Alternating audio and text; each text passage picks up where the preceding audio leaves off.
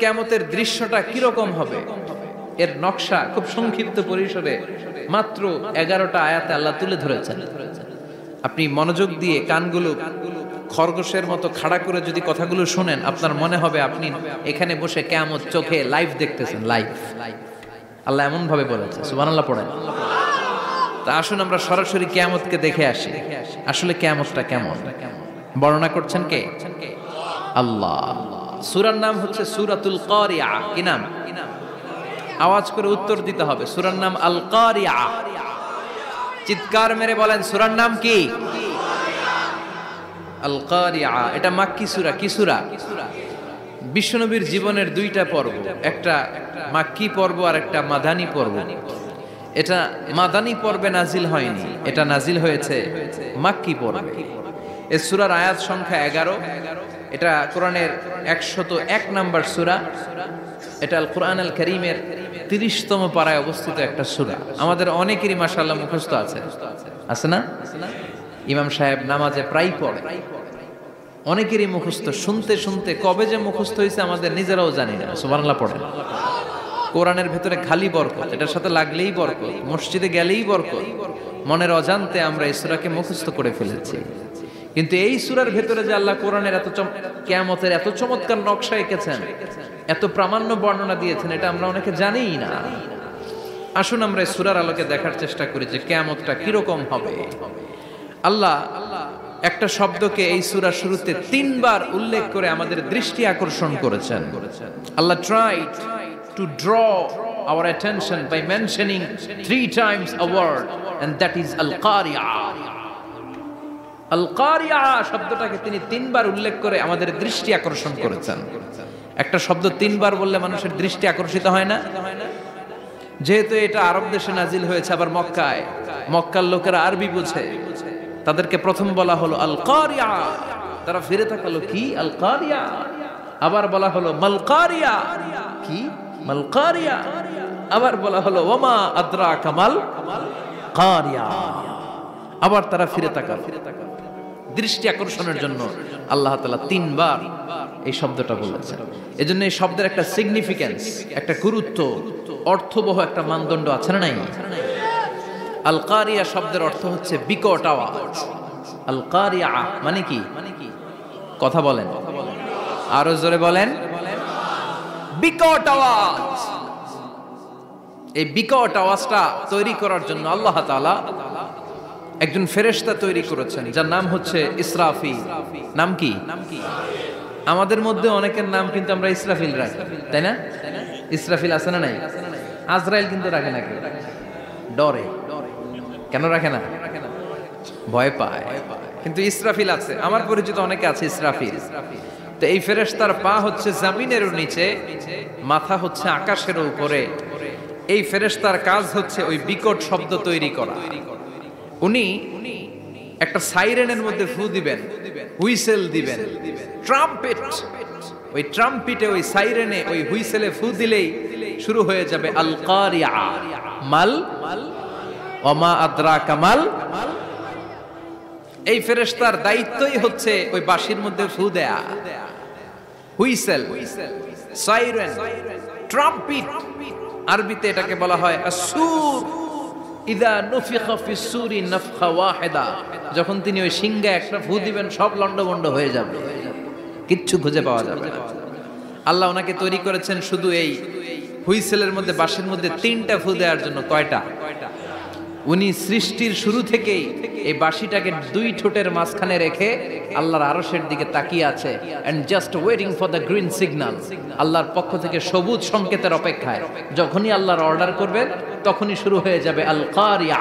মাল ওমা আদরাকা মাল। সৃষ্টির শুরু থেকেই ইসরাফিল ফেরেশতা বিশাল সিংহাটাকে 2 ঠোঁটের মাঝখানে করে আরশের দিকে তাকিয়ে আছে, কখন আল্লাহ অর্ডার দিবে। অর্ডার দিতে দেরি, ফুৎকার দিতে দেরি নাই, ঠিক কি না? বিকট আওয়াজ, গগন বিদারী শব্দ, প্রচন্ড একটা সাউন্ড, জাইগান্টিক সাউন্ড। যে আওয়াজ, যে শব্দ কেউ শুনে নাই। শুনছেন? পৃথিবীতে আপনারা কে সবচেয়ে বেশি আওয়াজের কিছু শুনেছেন? সবচেয়ে বেশি আওয়াজ আপনার জীবনে ঘটেছে কোন জায়গায়? কি দেখেছেন যে অনেক আওয়াজ হয় সেখানে? বলেন তো। হ্যাঁ, বজ্রপাত। বজ্রপাতের আওয়াজ আপনি শুনেছেন, বিকট আওয়াজ, তাই না? বজ্রপাতকে আঞ্চলিক ভাষা আপনারা কি বলেন? হ্যাঁ, ঠেড়া। ঠেড়া অনেক জায়গাতেই বলে ঠেড়া।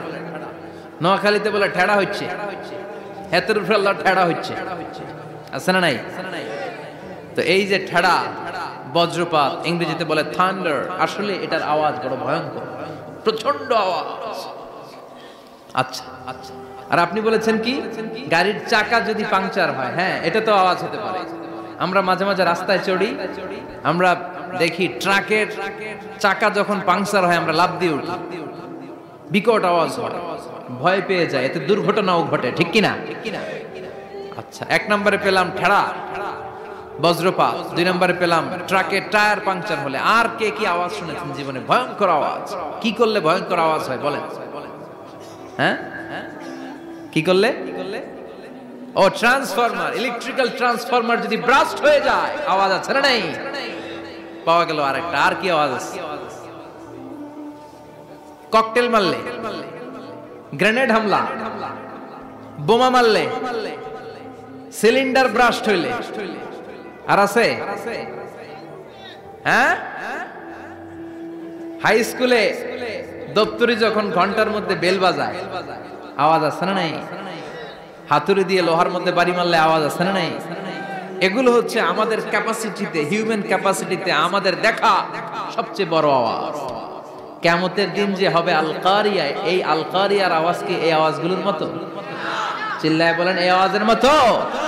এজন্য আল্লাহ বললেন, আল কারিআতু মাল কারিআতু ওয়া মা আদরাকা মাল কারিয়া। সে আওয়াজটা ভয়ঙ্কর আওয়াজ। এটা বজ্রপাতের মতো না, এটা ট্রাকের টায়ার পাংচার হলে যে আওয়াজ হয় ওই আওয়াজের মতো না, গ্যাসের সিলিন্ডার ব্রাস্ট হয়ে গেলে যে আওয়াজ হয় ওই আওয়াজের মতো না, প্রাইমারি স্কুলে দপ্তরে যখন ছুটির ঘন্টা বাজায় ওই আওয়াজের মতো না। ওই আওয়াজটা এমন আওয়াজ, ওই আওয়াজ পৃথিবীর কেউ শোনে নাই। সেটার নাম হচ্ছে আল কারিয়া, মাল ওমা আদরাকা মাল, বিকট আওয়াজ, বিকট ভয়ঙ্কর ট্রাম্পিট। এই সাইরেনে ফু দেয়া হবে, প্রথম ফু দেওয়ার সাথে সাথেই লন্ডভন্ড হয়ে যাবে। এই ইসরাফিলকে তৈরি করা হয়েছে শুধুমাত্র কেবলমাত্র 3টা ফু দেওয়ার জন্য। চিল্লায় বলতে হবে কয়টা? এই ফেরেশতার আর কোনো কাজ নাই। তার আর কোনো কাজ আছে? ঠিক যে মুহূর্তে, এখন আমার ঘড়িতে বাজে 9:50, রাত 9:50, ঠিক এই মুহূর্তে যখন আমরা তাফসীর শুনছি, ঠিক এই মুহূর্তেও ইসরাফিল ফেরেশতা সিংহাটাকে 2 ঠোঁটের মধ্যে লাগিয়ে আল্লাহর আরশের দিকে তাকিয়ে আছে। ওই যে সৃষ্টি শুরু থেকে তাকিয়ে আছে, আজ অবধি তাকিয়ে আছে। যখনই গ্রিন সিগন্যাল আসবে মুহূর্তেই শুরু হয়ে যাবে আল কারিয়া মাল ওয়া মা আদরাকা মাল। আল্লাহ বললেন সে আওয়াজটা হবে বড্ড ভয়ঙ্কর। প্রথম ফুৎকার যখন দেয়া হবে এটারে বলে নাফখাতুল ফাজা। দুনিয়ার সব মানুষগুলো অবাক হয়ে যাবে, পুরো পৃথিবীটা কেঁপে উঠবে, পৃথিবীর বিল্ডিং গুলো দুমড়ে মুচড়ে পড়বে, পৃথিবীর বড় বড় যত পাহাড়গুলো আছে তুলার মতো বাতাসে পাহাড়গুলো তুলিত হতে থাকবে। আল্লাহু আকবার। আল্লাহ বললেন ইয়াউমা ইয়াকুনুন নাসু কাল ফারাশিল মাবথুস ওয়া তাকুনুল জিবালু কাল আহিনিল মানফুশ। সেদিন মানুষগুলো বিক্ষিপ্ত পতঙ্গের মতো নিক্ষিপ্ত হবে যখন আল কারিয়া, এই বিকট আওয়াজটা হবে। শুনতেছেন? মনোযোগ আছে? কথা বুঝতে সমস্যা হচ্ছে না তো? 3টা ফুৎকার। কয়টা? প্রথম ফুৎকার দেওয়ার সাথে সাথে মানুষগুলো বিক্ষিপ্ত পতঙ্গের মতো নিক্ষিপ্ত হবে। এই যে আরামসে বসে আছি তখন আর বসে থাকা যাবে না, কে ধাক্কা খেয়ে কই চলে যাব টেরই পাওয়া যাবে না। আমরা এই যে বসে আছি এর কারণ হচ্ছে গ্র্যাভিটেশনাল একটা ল আছে, পাওয়ার। এটারে বাংলায় বলে মাধ্যাকর্ষণ শক্তি। কি শক্তি? কথা বলেন। কে আবিষ্কার করছে এটা? হ্যাঁ, কে? বিজ্ঞানী নিউটন, আইজাক নিউটন আবিষ্কার করেছে। আপেলকে সে নিচে পড়তে দেখে গবেষণা করে পেয়েছে গ্র্যাভিটেশনাল পাওয়ার। ওইটা থাকার কারণে পৃথিবীর সেন্টার সবকিছুকে নিচের দিকে টানে, নিজের দিকে টানে, ফলে আমরা বসে আছি। কিন্তু এই মাধ্যাকর্ষণ শক্তির বাইরে যদি আমরা আকাশে উঠে যাই, আর কিন্তু কোনো টানাটানি নাই, আপনি শূন্যে ভেসে থাকবেন। নভোচারীরা মহাশূন্যে যে ভেসে থাকে, কিয়ামতের ওই ধাক্কার ভাইব্রেশন যখন শুরু হয়ে যাবে, পুরো পৃথিবীটা মুহূর্তের মধ্যে কেঁপে উঠবে। এমন কম্পন, এমন আওয়াজ পৃথিবীবাসী এর আগে আর শোনে নাই। একটা ধাক্কার চোটে মানুষগুলো ছিটকে কে যেন কই পড়ে যাবে, কেউ টের পাবে না। কে কই চলে গেছে হিসাব নাই। সব থাকবে ওই টাইমে, সব থাকবে না। কেউ থাকবে টয়লেটে, কেউ থাকবে ঘুমে, কেউ থাকবে বাজারে। আপনাদের নিমসার বাজার তো থাকবে তখন, না থাকবে? কই যে লন্ডভন্ড হয়ে যাবে হিসাব নাই। কে যে কোথায় ছিটকে পড়বো আমরা জানি না। বিক্ষিপ্ত পতঙ্গের মতো আমরা নিক্ষিপ্ত হব। শীতকালে আমার দেশের ছেলেরা রাত্রেবেলা ব্যাডমিন্টন খেলে, র্যাকেট খেলে না? নিমসারে বোধহয় খেলে টেলে না, খেলে। তো ওরা বাঁশ গেড়ে দেয়, ক্ষেতের মাঝখানে কি গাড়ে, এরপরে বাঁশের মধ্যে লাগায় কি লাইট। লাইট গুলো লাগালে দেখবেন ক্ষেতের গ্রামের পোকাগুলো এসে লাইটের মধ্যে ছিটকে ছিটকে পড়ে। আমাদের অবস্থায় পোকার মতো হবে তখন। আল্লাহ সেটাই বললেন, ইয়াউমা ইয়াকুনুন নাসু কাল ফারাশিল মাবসুস, বিক্ষিপ্ত পতঙ্গের মতো মানুষগুলো নিক্ষিপ্ত হবে। ওয়া তাকুনুল জিবালু কাল আহিনিল মানফুশ, তুলাকে যখন পিটানো হয়, ধ্বনিত করা হয়, দেখবেন তুলার ছোট ছোট কণা বাতাসের মধ্যে ভাসতে থাকে। ফু মারলে আরো দূরে যায়, আরো বাতাস আসলে উড়ে উড়ে যে কোথায় চলে যায় টের পাওয়া যায় না। সুবহানাল্লাহ। বিশাল বিশাল পাহাড়গুলো এরকম ধ্বনিত তুলার মতো সামনে উঠতে থাকবে, একটা পাহাড়ও টিকবে না। বাংলাদেশের সবচেয়ে বড় পাহাড়ের নাম কি জানেন? তাজিংডং পর্বত। কিন্তু সবচেয়ে বড় পাহাড় হচ্ছে গারো পাহাড়, ময়মনসিংহ। ওটা থাকবে কিয়ামতের দিন। আল কারিয়া, আল কারিয়ার সময় টিকবে ওটা। তাজিংডং বিজয়, সবচেয়ে বড় পর্বত শৃঙ্গ। কোথায় এটা? বান্দরবান। এটা টিকবে? কেউকারাডাং একটা আছে না, চিম্বুক আছে না, টিকবে? টিকবে না। পৃথিবীর সবচেয়ে বড় পাহাড় মাউন্ট এভারেস্ট নেপালে, 29,035 ফিট উঁচু, টিকবে? ইউরোপের সবচেয়ে বড় পাহাড় আল্পস পর্বতমালা, টিকবে না। আমেরিকার সবচেয়ে বড় পাহাড় আলাস্কা পর্বতমালা, টিকবে না। আরব বিশ্বে বিশাল একটা মাউন্টেন রেঞ্জ আছে, ওইটার নাম তুর পাহাড়, ওইটাও টিকবে না। একটা পাহাড়ও থাকবে না। পাহাড়গুলো ভেঙে দুমড়ে মুচড়ে তুলার মতো ধ্বনিত হতে থাকবে। চিৎকার করে পড়েন আল্লাহু আকবার। এই যে 5 তলা, 7 তলা, 10 তলা দেদারসে টাওয়ার উঠতে শুরু করেছে, বিল্ডিং বাড়তে শুরু করেছে। কিয়ামত যখন শুরু হবে, আল কারিয়া যখন শুরু হয়ে যাবে, রব্বুল আলামিন পুরো পৃথিবীটারে ধরে একটা ঝাঁকুনি মারবে। ওই ঝাঁকুনির চুটে 8 তলা 10 তলা বিল্ডিং গুলো টিকবে নাকি? 30 তলা 50 তলা হলে তো আর ভাঙবে না। বুর্জ আল খলিফা ভাঙবে না। দুবাইয়ের বুর্জ আল খলিফা সবচেয়ে উঁচু টাওয়ার, এটা কিংডম টাওয়ার, এটা নাকি আরো উঁচু হবে, 1000 মিটার উঁচু হবে।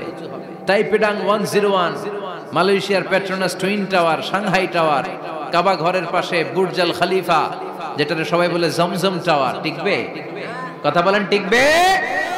আল্লাহ বললেন, ইযা জুলজিলাতিল আরদু জিলজালাহা ওয়া আখরাজাতিল আরদু আসকালাহা ইযা রুজ্জাতিল আরদু রাজ্জান ওয়া বুসাতিল জিবালু বাসসা। সেদিন পৃথিবীটারে কাঁপিয়ে দেয়া হবে, পুরো পৃথিবী নড়ে চড়ে উঠবে, টাওয়ারগুলো ভেঙে খান খান, পাহাড়গুলো ভেঙে দুমড়ে মুচড়ে যাবে, মানুষগুলো বিক্ষিপ্ত পতঙ্গের মতো নিক্ষিপ্ত হবে। সাগরের পানির মাঝখানে দাউ দাউ দাউ দাউ দাউ দাউ করে আগুন জ্বলতে শুরু করে দিবে। আল্লাহু আকবার। নকশাকে দিছেন আল্লাহ, নকশাকে দিছে না? সুবহানাল্লাহ পড়েন। আবার আল্লাহ বললেন, ফাইদা বারিকাল বাসারু ওয়া খাসাফাল কমারু ওয়া জুমিআশ শামসু ওয়াল কমারু ইয়াকুলুল ইনসানু আইনাল মাফার। সেদিন মানুষের চোখ হবে ছানা বড়া, চন্দ্র সূর্যে কোনো আলো থাকবে না, মানুষগুলো দিক বিদিক পাগলের মতো দৌড়াবে, সবার মুখে এক কথা, পালাবো কই? পালানোর জায়গা আছে নাকি শুধু বাংলাদেশের এই সাইডটাতেই কিয়ামত হবে? সৌদিতে আর হবে না। হ্যাঁ, আমেরিকায় আমেরিকায় কেমন হবে? ওদিক তো ডোনাল্ড ট্রাম্প থাকে। হ্যাঁ, আমেরিকাতেও হবে, জাপানে হবে, ইন্ডিয়াতে হবে, গোটা বিশ্বে একসাথে কাপাকাপি আর এই ধ্বংসলীলা শুরু হয়ে যাবে। চিৎকার করে বলেন ঠিক কিনা?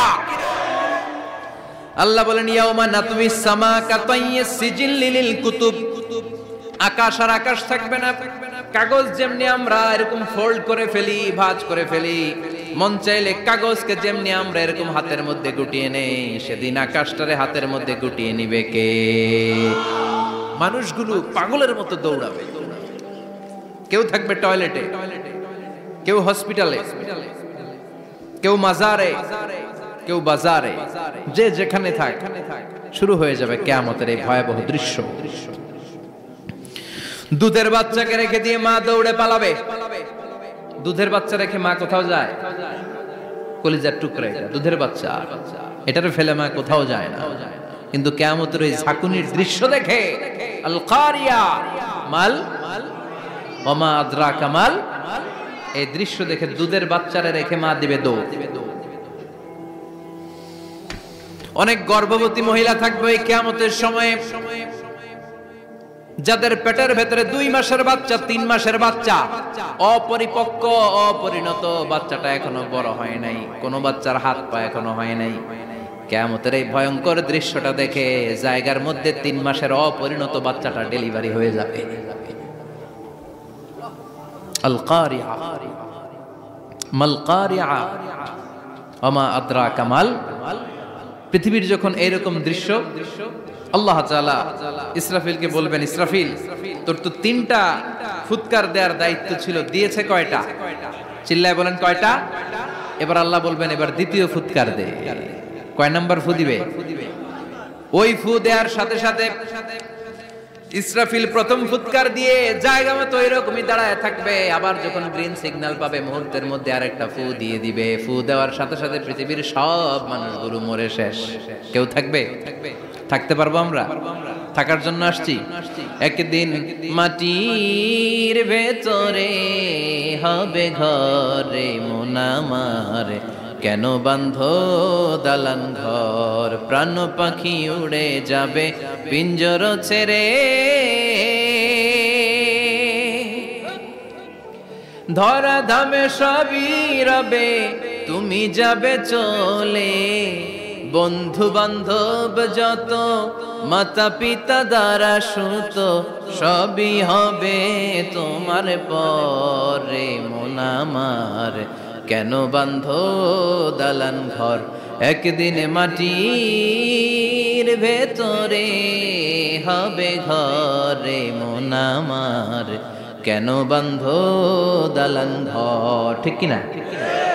এই গানের কথামালাটা খুব সুন্দর না?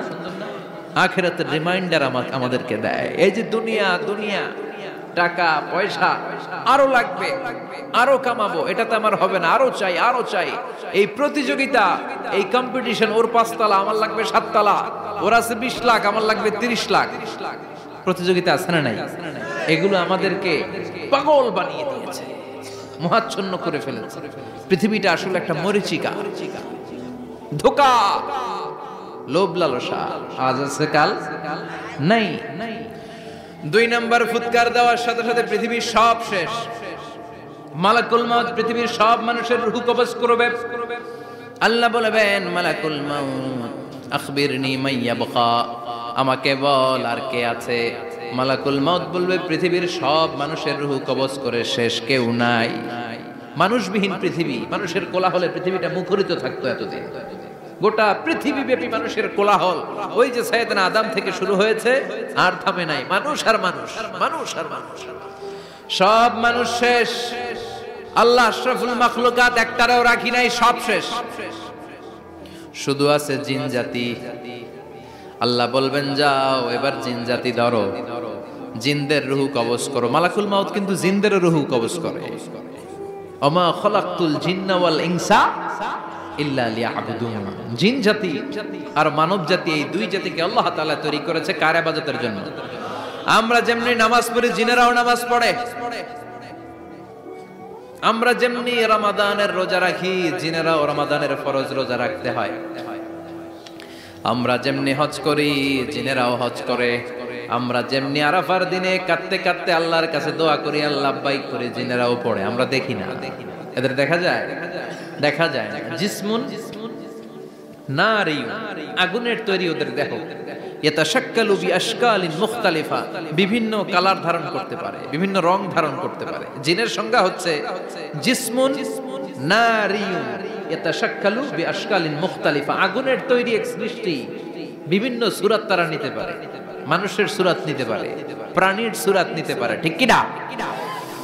মালাকুল মাউত জিন জাতি হত্যা করতে শুরু করবেন, রূহ কবজ করবেন, করতে করতে সব শেষ। খারাপ জিনদের সর্দার হলো ইবলিস। সব জিনদেরকে মারতে যত কষ্ট দেয়া হয়েছে, সবচেয়ে বেশি কষ্ট দিয়ে ইবলিসের রূহ কবজ করে ফেলা হবে। ইবলিস আর নাই, মানুষও নাই, জিনও নাই, পশু পাখি কিচ্ছু নাই। আল্লাহ বলবেন, ইয়া মালাকাল মাউত আখবিরনি মাইয়াবকা, অনেক দায়িত্ব পালন করেছিস তুই। মানুষ মারলি, জিন মারলি, মৎস্যকুল মারলি, পাখি মারলি, সব মারলি, এবার আর কে বেঁচে আছে বল? মালাকুল মাউত বলবে, আল্লাহ আর কেউ নাই, খালি ফেরেশতারা আছে। কারা আছে? মালাইকা। আল্লাহ বলবে, যা এবার ফেরেশতাদের গোষ্ঠী শেষ কর। মালাকুল মাউত একটার পর একটা ফেরেশতার রূহ কবজ করবে, একটার পর একটা, একটার পর একটা, করতে করতে সব ফেরেশতা। ফেরেশতাদের সংজ্ঞা হচ্ছে জিসমুন নূরিয়ুন ইয়াতাশাক্কালু বিআশকালিন মুখতালিফা, আলোর তৈরি, নূরের তৈরি একটা দেহ, চাইলে বিভিন্ন সূরত ধারণ করতে পারে। জিন আর ফেরেশতার পার্থক্য বুঝেছেন? জিন কিসের তৈরি? আগুন, জিসমুন নারিয়ুন। আর ফেরেশতা হচ্ছে জিসমুন নূরিয়ুন, নূর দিয়ে তৈরি। একের পর এক ফেরেশতা সবার করা হবে। এবার আল্লাহ বলবেন, ইয়া মালাকাল মাউত আখবিরনি মাইয়াবকা, আর কে কে বেঁচে আছে বল। মালাকুল মাউত বলবে, মাবুদ কেউ নাই, মানুষ নাই, জিন নাই, ফেরেশতাও নাই, শুধু আমার তিনজন কলিগ বাকি। কয়জন? জোরে বলেন, কয়জন? জিব্রাইল বাকি, ইসরাফিল বাকি, মিকাইল আর আমি আজরাইল। আল্লাহ বলবে, মিকাইলের রূহ কবজ করে নিয়ে আয়।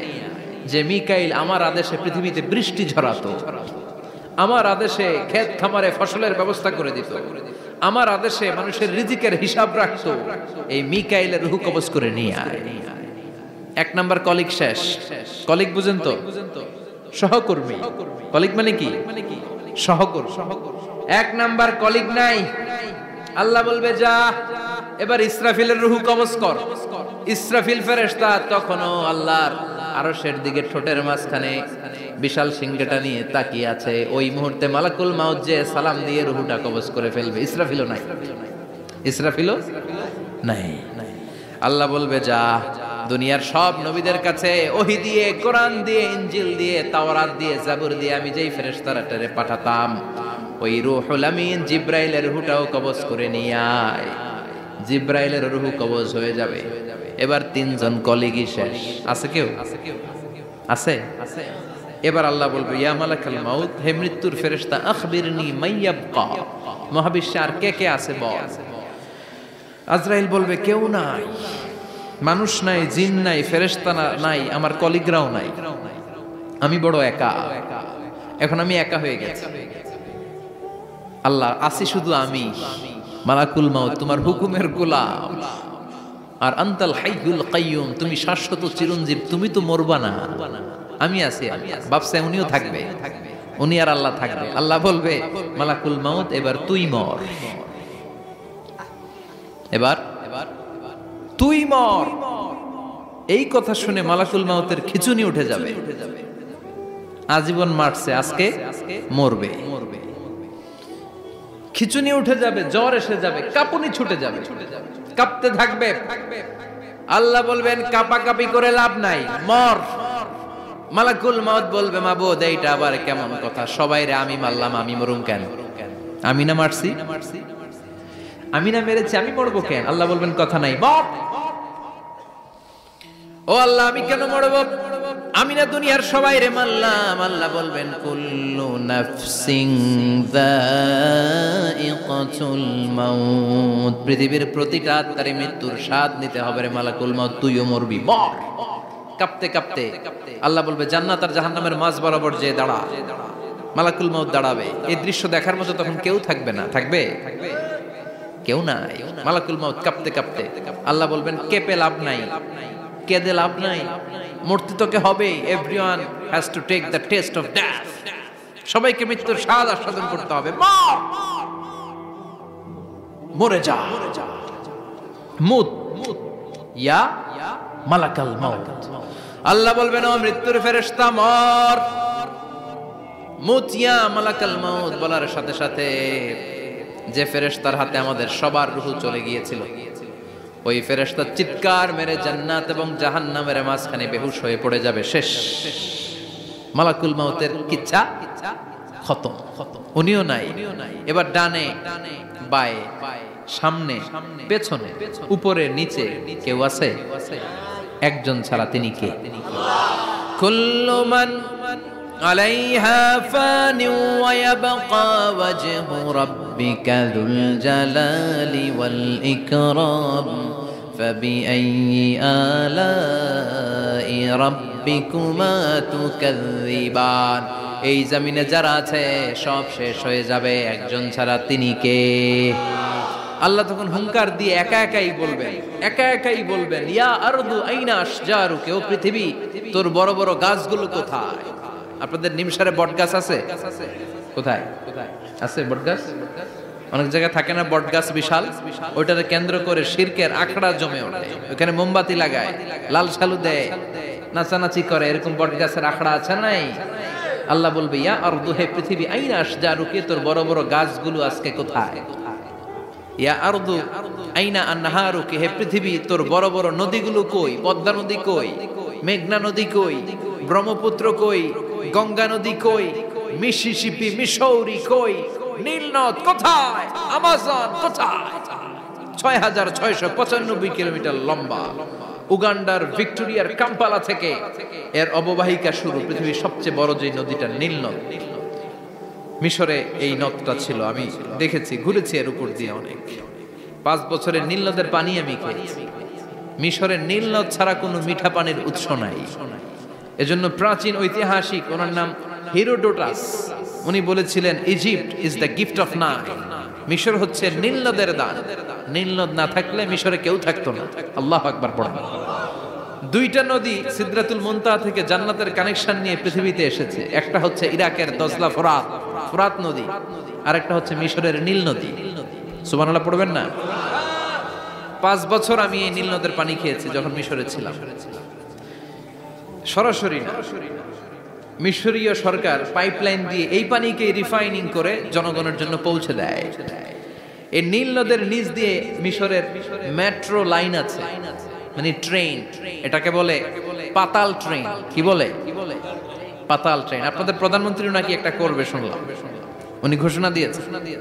তো এটার নিচ দিয়ে, নীল নদের নিচ দিয়ে আমরা ট্রেন দিয়ে এই মাথা থেকে ওই মাথায় যেতাম, আবার ব্রিজ দিয়ে এপাশ থেকে ওপাশে যেতাম। 10টা দেশ ঘুরে এই নীল নদ, একটা সাগর আছে মেডিটেরেনিয়ান সি, মানে ভূমধ্য সাগর, ওইটার সাথে মিলিত হয়েছে। আল্লাহ সেদিন বলবেন আইনা নাই, নীল নদ আজকে কোথায়?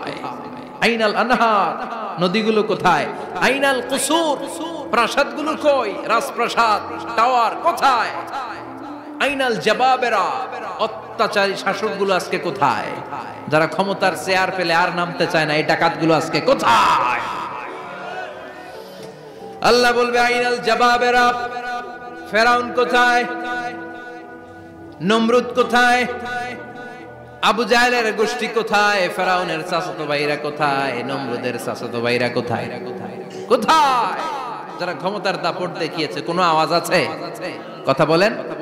আল্লাহ বলবেন লিমানিল মুলকুল ইয়াউমা লিল্লাহিল ওয়াহিদিল কাহ্হার। লিমানিল মুলকুল ইয়াউম, আজকে ক্ষমতা কার? একটা চিৎকার দিয়ে উত্তর দেন, সেদিন ক্ষমতা কার?